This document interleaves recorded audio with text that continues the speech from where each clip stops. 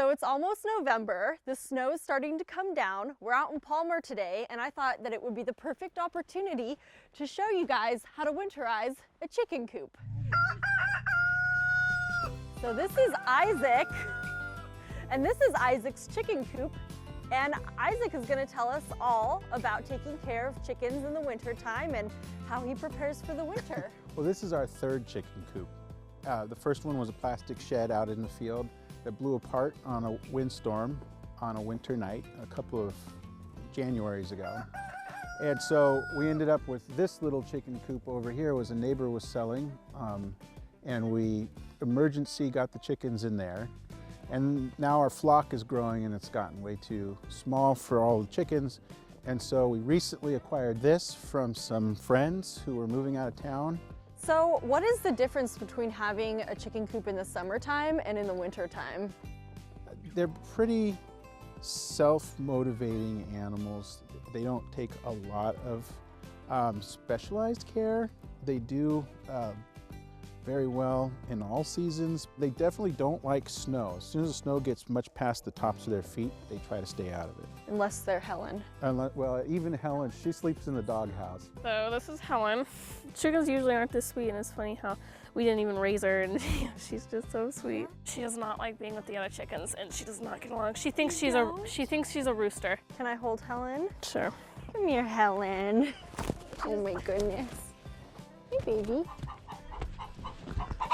Any extra insulation or a heater or anything? This coop's insulated. Okay. Like I said, they were doing just fine in a plastic shed until it blew away, and then we had to replace it. So we like that this one's insulated.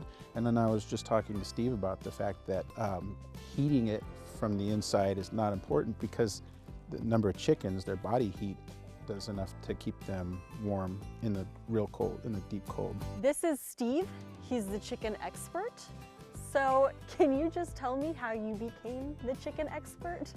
Well, when I was 8 years old, I found a duck egg on the golf course in my hometown. And I took it home and I said I wanted to hatch this thing. And they said, you need to go to the Cooperative Extension Service and get the 4-H plans for building an incubator. And I've raised ducks, geese, chickens, turkeys ever since. As I made my way around Alaska, I discovered that so many chickens were missing toes because of the extreme cold. And so I decided to do something about it. And I created a program called Chicken University, where we would teach people how to raise chickens humanely in cold temperatures. First of all, what's the trick to keeping the chicken toes on? The biggest thing of all is chickens, being jungle birds, normally they want to wrap their toes around a tree limb.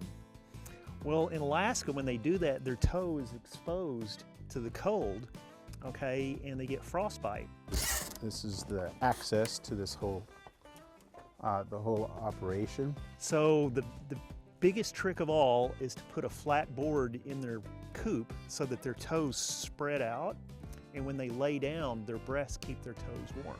The other thing is to have an insulated coop.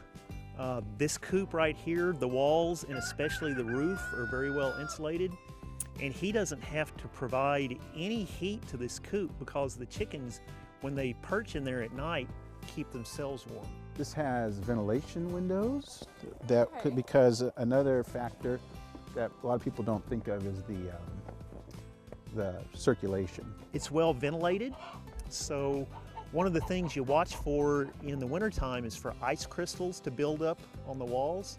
And when you see that, you want to ventilate it more so that there are no ice crystals building up.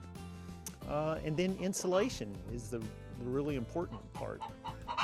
I want to own chickens someday, and it's just so crazy to me that in Alaska, when there's like 4 feet of snow, people can have a functioning chicken coop.